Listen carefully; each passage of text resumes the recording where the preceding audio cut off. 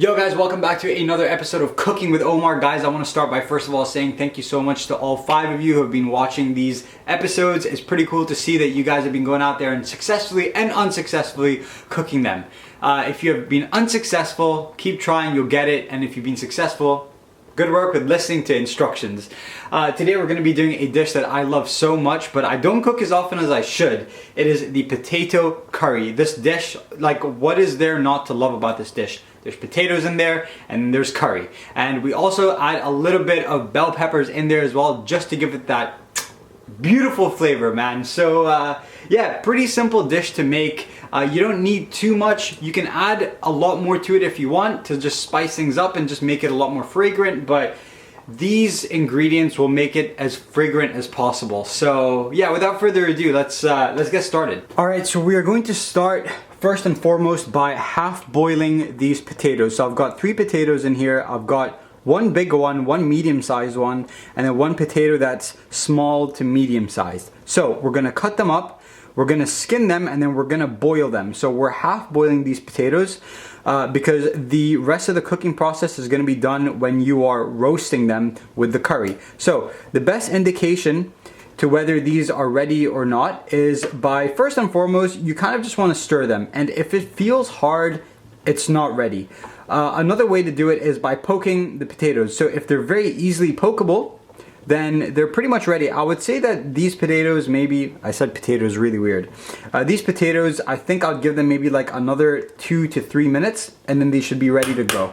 Raw ingredients, I have 2 red onions, which I have sliced as thinly as possible. I have 4 cloves of garlic, which I have also sliced as thinly as possible. And then I've chopped up 2 tomatoes into 4 pieces.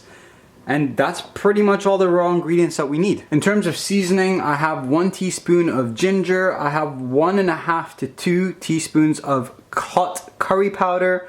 I have 1 teaspoon of chili powder, and then 1 and I'd say a 1/4 teaspoon of turmeric. I also have some mustard seeds here, which we're going to be putting in. We're kind of going to wing it with this. I don't really have a specific measurement for these. I just put as much as I feel is necessary. We have my all-time favorite Madras spice paste, so we're going to be using 1 tablespoon or 1.5 tablespoons of this. Got salt. We're going to be using maybe, I would say, 1/2 tablespoon of salt. We have some ground black pepper, which we'll be winging as well. We don't really add too much of this. And also something I forgot to mention earlier, with the raw ingredients, we have bell peppers. So I didn't have too many green bell peppers, and I actually like using green bell peppers more than any other colored bell pepper. But we have green peppers in here, as much as I had left. And then I would say less than half yellow bell pepper, and I've pretty much just diced these up. Not too small, not too big, just enough, kind of like cubed, I would say. And we're mostly putting these in there just because it adds so much fragrance and so much flavor. It's like, it's quite subtle, but you can tell that it's there. So we're putting these in the potato curry as well. So it looks like it's a lot of ingredients, but it really isn't. Most of the stuff is going to be in your household anyways. So red onions, garlic, tomato, bell peppers, pepper, black pepper, Madras paste, mustard seeds, salt, ginger, curry powder, chili powder, and turmeric powder. So that should be the potatoes done. So we're just gonna rinse them out like that.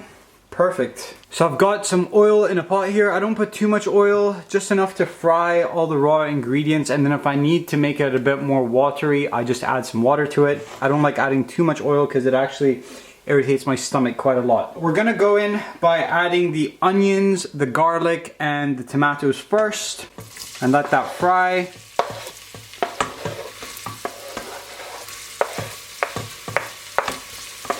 So I've got the heat on about a 7, which is just above medium, and it's smelling really, really good so far. So we're gonna just fry this by itself for a couple minutes before adding all the seasoning. Right, next up we have ginger, curry powder, chili powder, and turmeric powder going in, as well as 2 teaspoons of patak paste, or like 1.5 teaspoons. I don't know, I think that's probably 2. And we're just gonna mix that all up. So it's thickened up quite a lot after adding the patak paste and all the seasoning. So we're just gonna add a little bit of water to it, just like that, to just help it. Whoops. There we go. That's done the job. And that's actually looking pretty good. Look at that. That's awesome. The best way to know when to stop roasting it is when your tomatoes are pretty much melted and it's just turned to liquid. So all you want to do is pretty much every once in a while just touch the tomato, and if it's easily penetrable, if it's easy to squish, then you know you're kind of done roasting this. So I have added just a little bit more water every time it thickens up. I just add a little bit more water just so it's kind of nice and pasty, like so. So I've turned off the heat, and make sure you do this on the next stove because you don't want to hurt yourself. You're gonna get one of these and you're just gonna start mashing. And once again, just be very careful because it can get quite slippery and this will go in your face. And it's bad enough that it's piping hot, but it's also still cooking because we haven't changed to the next stove thing. We've pretty much mashed that up quite nicely. I can still see slight clumps of garlic, which my mom will probably tell me off for, but I did as much as I could. Guys, it's as perfect as it can be. So we're gonna turn the heat back on to about a 7. I like to just quickly get this heated up because I can't be bothered waiting. We're gonna get some mustard seeds and we're just gonna be careful with these, and you're just gonna kind of sprinkle them all around. We're gonna get, let's wipe that out a little bit more. We're gonna get the potatoes and put them in there. We're gonna get our peppers, put them in too. We're gonna just mix that up real nice. You're gonna get a bit of, well, I say a bit of lemon zest. That is an entire lemon's worth of lemon zest. And you're just gonna put that in there, and that lemon zest will actually just make this dish, I don't know, I love the taste of lemon in all of my dishes, so I love putting them in there. You're then gonna get some salt. Once again, I go in blindly with salt. I add enough, and then if it's not enough, then you can just add some more when you're eating it. Guys, that smells absolutely amazing. You can smell the lemon. Oh, that's so good. The lemon and the bell peppers are just working fantastically. So we're gonna now start letting that roast for a good half an hour to maybe 45 minutes on like a 7 to an 8 heat. So yeah, just over medium. We've been roasting this for about, I would say, a good 15 minutes now on a nice medium heat. The potatoes are softening up real nicely. And I've been just adding water every now and then when it thickens up or dries up. So what we're gonna do is we're gonna add our secret ingredient now because we're kind of, I would say, halfway there. We have maybe another 15 to 25 minutes left to roast this. So yeah, we're gonna add our secret ingredient. Coriander. So this is frozen coriander. So we add coriander in there, and we're gonna just let the coriander now release its flavors amongst all the potatoes and everything else. And it's actually the consistency is really nice. I don't like my potato curry too watery. This here is perfect. I would say maybe a good 15 minutes, and then I think we're ready to go. Oh, hold on, I forgot. Pepper, black pepper. So we're gonna add a little bit of black pepper, not too much. I would say this is the final addition. Just enough to give it a final nice little stir and roast, and then we should be good to go.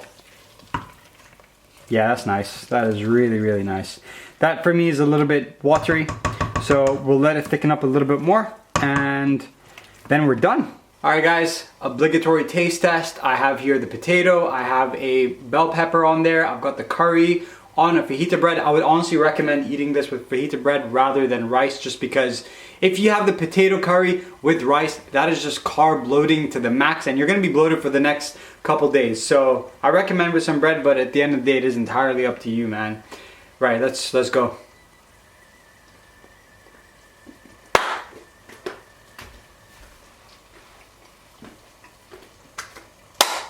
Oh my god.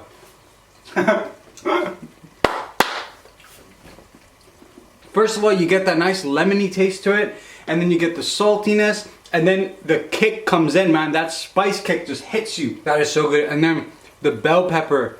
Oh, wow. Oh, okay. We're gonna leave that for another 5 more minutes, and we'll come back to it. But that is amazing. Omar, you're. Look at that.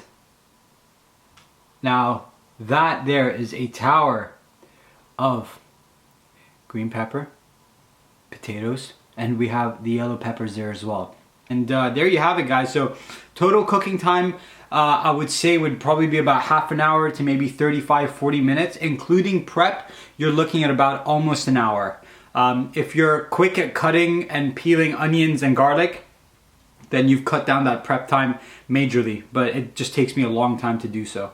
But there you go. So have a quick shot at doing it, and enjoy.